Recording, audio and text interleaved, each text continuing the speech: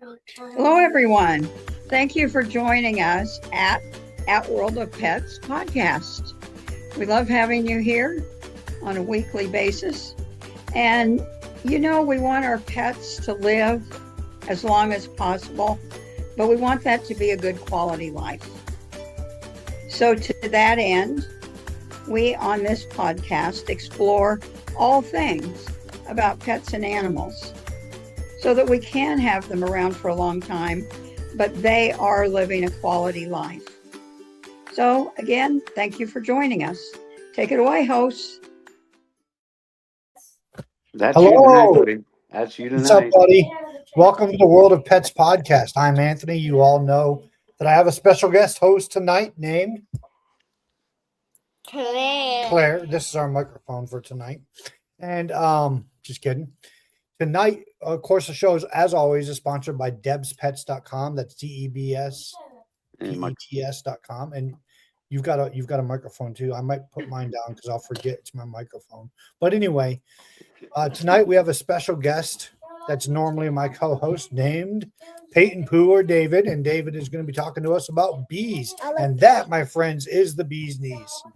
It So we're is the glad you bees. got Bee here to talk about bees and figure out the buzz all around them. All the buzz. All the buzz is about the bees. And so I have to start off with a retraction because I mentioned on a prior podcast that beekeepers were communicating telepathically Yeah. with the bees when it turns out I did a lot of research on this. What they're actually responding to is frequency and vibration and calmness. So it's So not telepathetic. I mean, it is telepathic. not telepathic. It is not.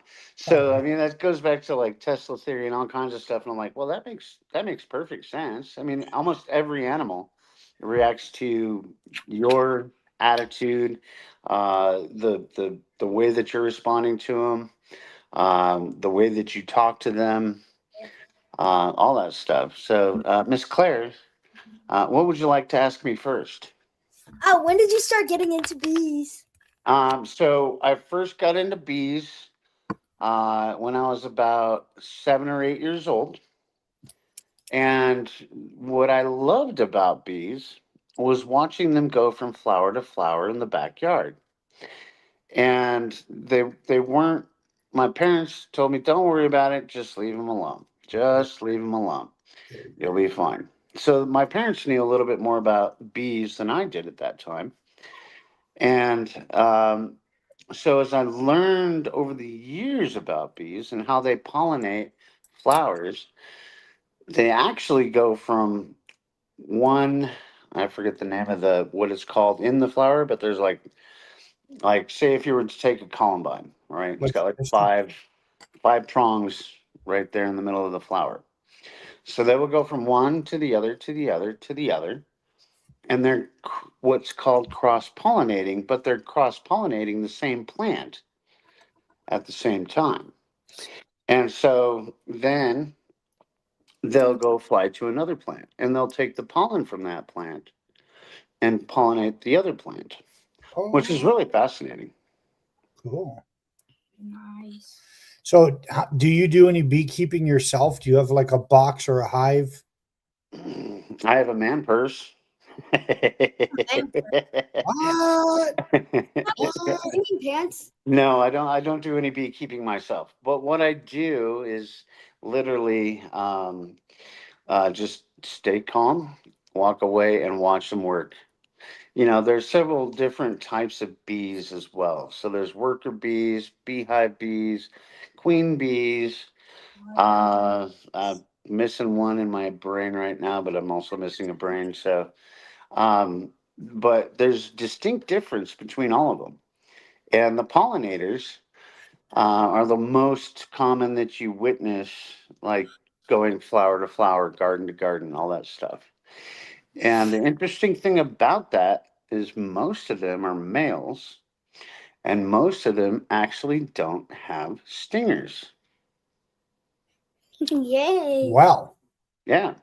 So it's mostly the females, and we'll get to this part later on. when we talk about the females and the queens and all that stuff, because the male bees, they really have like one job. Hi, Mom. You want to be on TV? So their main job is literally pollination.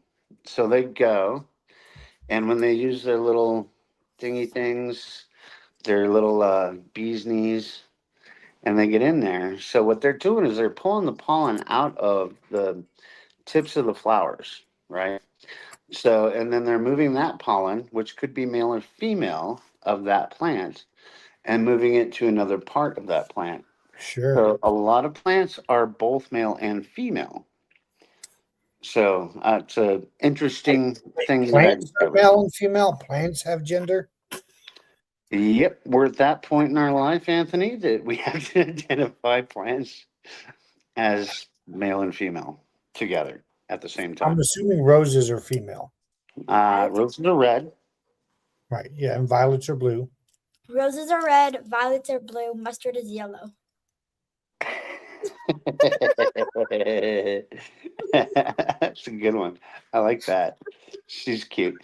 So when they're cross pollinating, so they're not just going from the same flower to another flower of the same breed. They usually go from one flower to a totally different breed, and that's where the cross pollination comes. Yep. Yep. And so, like, they could go from a rose to a cucumber plant, or then from a cucumber plant to a squash plant. And that's why we actually have cross pollination, which is so important in our actual ecosystem that is unfortunately under duress right now. But Yes. we can help. We can plant flowers. We can plant wildflowers. We can plant gardens. We can plant all of that. Can And we we plant can mushrooms? say that one more time. Can we plant mushrooms? Absolutely, you can plant them. Versicolor mushrooms. Yeah, Coriolis versicolor Science. specifically. It's by But science. but there's other kinds of mushrooms, and actually, it's funny you should bring this up. That are edible. There's an orange cap mushroom. It grows about 6 to 8 inches. It's very, very edible, and it has the gills on the back. All right, pops up in late spring or late summer in Colorado. We actually love to look for those when we go on hikes, and they have the gills. So if you're familiar, some mushrooms have sponges, and some have gills. Okay, and the a lot of them there's a big variance. So what you want to do when you're looking for mushrooms. I'll get back to the bees in here in a second, but it's important to know watch what the deer are eating when it comes to mushrooms because they're the ones that usually are transplanting the spores after digestion. So, back to the bees and the bee's knees, by the way. The bee's knee. So, when you get into, and by the way, mushrooms don't need pollinization, they just need the spores to be transported. They need science. But yeah, well, definitely science. I need science just to get out of bed. But so when you get back to the bees and you start to observe the ecosystem around you, if you're a gardener, you probably already know this. But if you're not, and you just like to sit outside and then, oh my gosh, there's a bee, you probably don't need to be afraid of it if you're not freaking out. They're not aggressive. They are just literally there to do a job. And that job is to cross pollinate different plants. So the genetics happen when, well, I'll keep using the rose and let's just say squash today. So they get the pollen from the rose, they buzz around to the rest of the rose branch. Okay. And then they think about going home, but then they see another plant. Which squash, I don't know if you know, actually grow flowers too, just like cucumbers. They all flower before they fruit. So that's the important part of the transformation and the That's probably the wrong word. All right, help me out here. All right, so from the cross pollination from one plant to another. All right, so roses are essential for squash. Squash is essential for cucumbers. Um, you can go down the whole list, and every summer I have at my mom's house. We have 6/10 of an acre here, and I leave all the natural flowers growing in the back, all of them, and I mow around them. And I do that so that they can pollinate even the grass, the natural grass that's there. They can pollinate the pine trees. They can pollinate anything that they're able to go from point to point to point. So, did I miss anything? No, I don't think so. So my parents have their ranch up in the Pacific Northwest. You can watch out to the show. And they have yellow jackets, and these bees are mean, and their sting hurts. But here's an interesting thing: I'd be out when I was helping my parents up there. I'd be out like going back and forth, and I'd be completely surrounded by like 7, 8, 10, maybe a dozen of these yellow jackets. I didn't get stung one time. If one saw my dad, he got stung. Now I have no science behind this. It's just my hypothesis from the fact that I wasn't getting stung and he was getting stung. Is I think that when you panic, you emit a certain odor that the bees like. When you just kind of stay calm and do your thing, it's almost like they don't even bother with you. Now that's just my theory because I have no science behind that, but I know I didn't get stung. Well, the article that I was reading the other day, what What? they call that is a pheromone. Okay. So if you're in fear, you let off one thing. If you're in peace, you let off another thing. Okay. We're not sensitive enough to smell those pheromones, right? To be like, oh, that's a specific odor. But the animals often can smell that. And so I went out to my shed one day, and speaking of yellow jackets, opened the shed, and I got swarmed. I got stung 8 times in the face, right? It's because I disturbed their nest, right? It wasn't because I was afraid, it's because I was invasive on their space. So there's a couple ways that you're going to be able to avoid that, keep up on the nests, first of all, and to just remain calm anytime that these kinds of aggressive insects are going to be in your presence. The calmness is the best thing. Science. It's scientifical. Hmm. Yes. That's why we have scientists. Have you ever been stung by a bee? My foot. In your foot? A big old foot. Yes. In your big old foot? When did you get stung? I forgot, but I was saving a bee one time. So, do you know the difference between types of bees, like pollinating bees, honey bees, yellow jackets, wasps, hornets? Wasps are different than bees. Hmm. Yes, they are. I'll explain how because it's science. Anyway, well, wasps are bigger than bees. Bees are smaller, and bees collect pollen from Pollen, yeah. pollen. And I don't know what wasps collect. Well, in my experience, what I've done in research for yellow jackets and wasps and whatnot, they actually tend to go towards rotted meat. Ew. Yeah, I know. That's what I said too. I said, Uh-oh. Your volume just went out. Oh, David's. yeah, I know. I know. Somebody called me trying to get back in. All right, there we are. Oh, So, the wasps and bees, they actually go for small rotted meat, and they actually build their nests in small crevices, up in corners in your house. But the unique thing about it is they also build them with the shape of the honeycomb. Now, if you're not making honey, why would you make a honeycomb? To attract the honeybees, And for honeys to make bees. so they could kill them. I wish honey would make bees. That was adorable. It's true. They do make bees. I mean, they do make honey. Yeah, So, so they design things in the same way, in the same pattern, because they're of the same species, basically. Okay, they're a little bit different, a little bit off. Some are nice, some are not. Some are aggressive, some are just workers. And so they make the same pattern. Like when you go to look up online a beekeeper, something like that, and everything's a honeycomb shape, just like the cereal. And the that cereal shape is what the beekeepers are doing to pull the honey out that the worker bees put in there. Now it's all pollen, it's all processed. I don't really want to tell you what it actually is. What is it?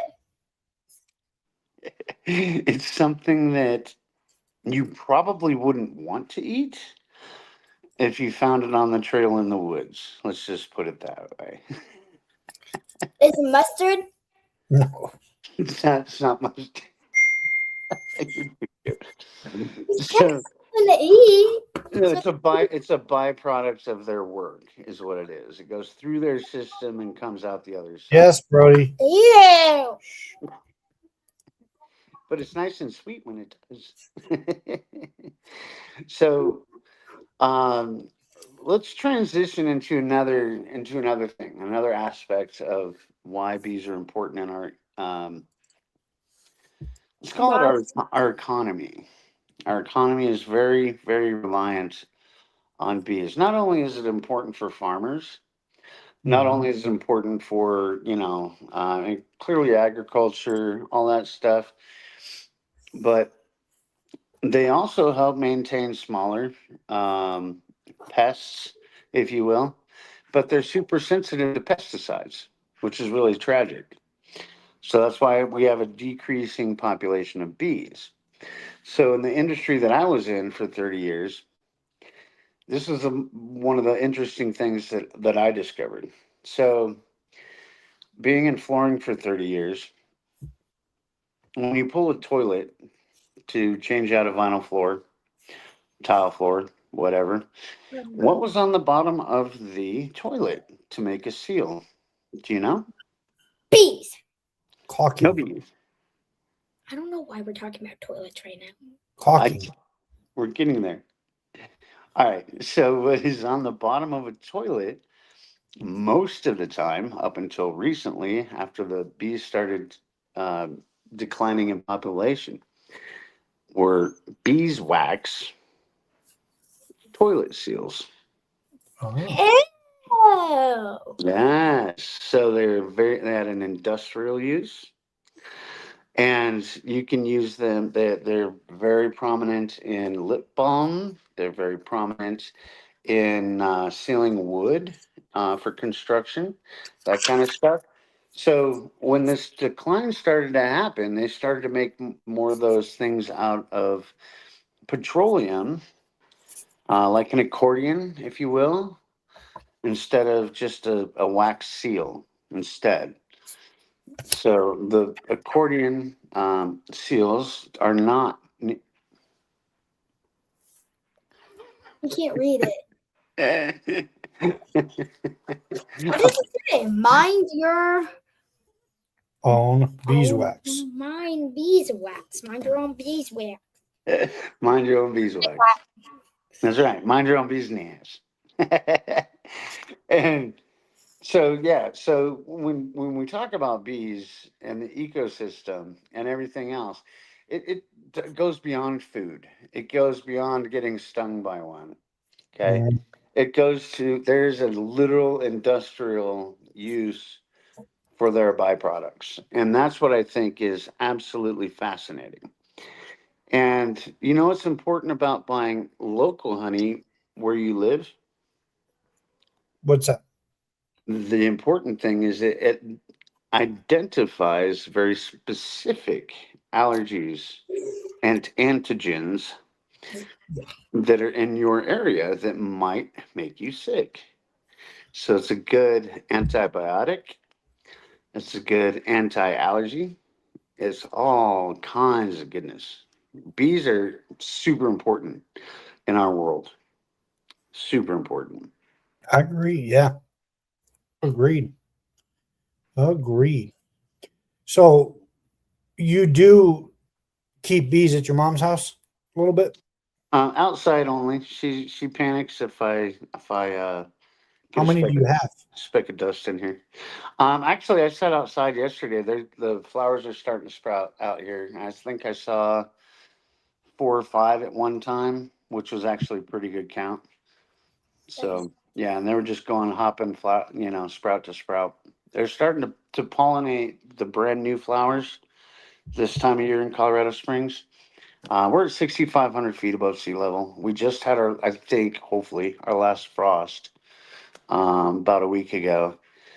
So I really think everything's starting to reset for the spring and, ramp up for summer so that we can grow some delicious vegetables, fruits, all that good stuff. Cool. Any questions you have about David's bees or David's bees knees? I thought you saw 12 according to my calculations yesterday. That's good. According to your calculations, yes. My calculations are better than your calculations. Probably. Yep. Probably. That's right, old fella. So interesting. So, do you get any honey or anything from the bees? So I don't do it personally. So I go to my local farmers markets and that kind of stuff. Mhm. The quality is hands down far better than supermarket quality. Even the ones that say, "Oh yeah, grown locally" or "It's truly organic and unfiltered" and all that stuff. If you went and bought the unfiltered organic honey at the grocery store, and you went to a farmer's market, and you went up to somebody that said, "Yeah, I just pulled this right off of my hive, unfiltered," the next question for me would be, "Cool, can I get a toilet seal?" No. Because the reason is because it's going to be pure and perfect. It's local. It's not only just that it's local. But you're helping your local economy, by the way. So it's important to get local honey. And I will go hands down local economy all day long. I avoid corporate anything as often as possible. But when it comes to honey, you got to get it at your local supermarket. And the great thing is, I don't know if you knew about this, but some of the ancient tombs in Egypt, they're over 2,000 years old, older than when Jesus walked the planet, Mm-hmm. had jars of honey that was perfectly edible 2,000 years later. It is a natural preserved product, God given, 100%. Oh yeah. Can't beat it. It's, I mean, that blew my mind when I found that out. We've got some really cool stands out here. Like, I mean, literally, people will take their vehicle, put out a folding table, and set up from their hives their own naturally made honey and honey products that they've made from their hives that they've gotten out of their honey. I knew a guy that was a bee. He was doing his own bee boxes, and he had these boxes, and he had gone and bought, I think they call it a colony, a colony box, and it had some bees in there. And something happened in his car. He had to slam on his brakes, and the whole box busted open in the car, and there was just bees flying around in his car. Oh my goodness. Stung. I think he did, yeah. That would be unfortunate. And sticky, by the way. I would be sticky. Yeah, that would worry me the most. I wouldn't be too much afraid of the bees. I'd be more afraid of having to clean up the honey and the pollen in the car, honestly. Yep. Well, David, thanks for sharing your knowledge. Is there anything you want folks to know or remember or understand about bees? Well, yeah. So don't be afraid, first of all. Stay calm when they're around. Don't swat at them. Don't do any of that stuff. I know my mom's standing here right now shaking her head, but just stay calm. They exist as part of our environment. It's very important that they're a part of our environment. We want them to survive longer than us so that our grandkids and great grandkids can enjoy healthy, happy food and honey. By the way, if you just want to stick it in a jar and stick it under the mattress, guess what? It'll be fresh for them. I don't Awesome. like honey. I don't like it. You don't like honey? It has a weird flavor. Oh no, natural honey is really, really good, and it's Yeah. really, really good for you. It's a little different than the stuff that comes shaped like a bear. Yeah. Yes. Yes. Be safe. Sure. So, well, awesome. Yeah, bees. I agree. I love the natural made honey stuff, the homegrown. The guys or gals that raise their own. You know, they have their own bee colonies and their bee boxes, and they do all the honey and stuff like that. Um, it's incredibly good stuff. It's incredibly good for our environment and everything. So I like it. As long as the bees leave me alone, we're friends. You know. That's it. Well, the one thing I was going to tell you, I missed this part, and this was the difference between the males and females, by the way. So Okay. the males, whether it's a wasp, a hornet, or a bee, a worker bee, any of those, so their stingers are smooth. Okay. The females have barbs on their stingers, and those are the ones that you want to look out for. And those are the ones that will leave you swollen, allergic, all that stuff. All the other ones, they're just poking you to get you out the way. So remember that. Interesting. You know, we have an interesting breed of wasp out here in southern Arizona called the tarantula wasp. Ooh. And the thing to cool These their wasps nest. literally come up out of a hole, sting a tarantula like a full-grown tarantula, paralyze it, pull it down into their hole, and then their colony feeds on it Oh and my lays their eggs on it. goodness. Yeah, they're nasty little creatures. You should look them up sometime. Oh my gosh, that could be a whole other episode, brother. Yeah, they're nasty. They're nasty, nasty creatures. Wow. I've never been stung by one, but I've talked to people who have, and it hurts like the dickens. Yeah.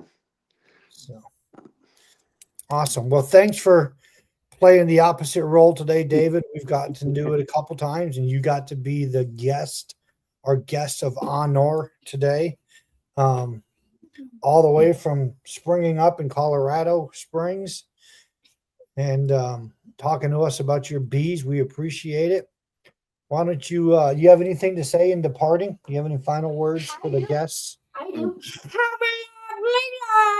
Have a lovely I day. actually do. That Okay. too. That too. And for those of you that are out there, we actually do care about you. If you'd like to drop us a note, a message in the chat, please share a thumbs up, a like. But if you are in need of anything, we support nonprofits, uh, veterans services, that kind of stuff. Yep. If you're in need and you need somebody to talk to, we will do our best to follow up with you in one way or another. We'd rather have a 3 a.m. conversation with you than to read about you in the paper the next day. Absolutely. 100%. What were you going to say, son? What what can you do? Like what thing do you need to do if you get stung by a bee? Vinegar actually is very good because the sting of a bee is basic. So there's acids and bases, right? Did you learn that in science class? Okay. No. So the opposite would be to take like baking soda and vinegar. Have you ever done that experiment? No. He's Never. only in third grade. We've done elephant toothpaste. It's okay. That's okay. But if you get stung by a bee, rub some fresh vinegar on it, and it will diffuse the base of the sting, which will reduce the swelling and the pain. Okay. Awesome. All right. Well, thanks for joining us. As always, our main sponsor is debspets.com. That's DEBSPETS.com for all human and really human also and animal wellness. visit debspets.com. Absolutely. Thanks again, David. God bless you guys. God bless you. Thank you. I'm glad that you joined us for At World of Pets podcast. We would like for you to take a look at what our sponsors have to offer, and that sponsor is debspets.com. You can access it through the QR code, or you can just go to the website. So thank you for joining us, and hope to see you again next week.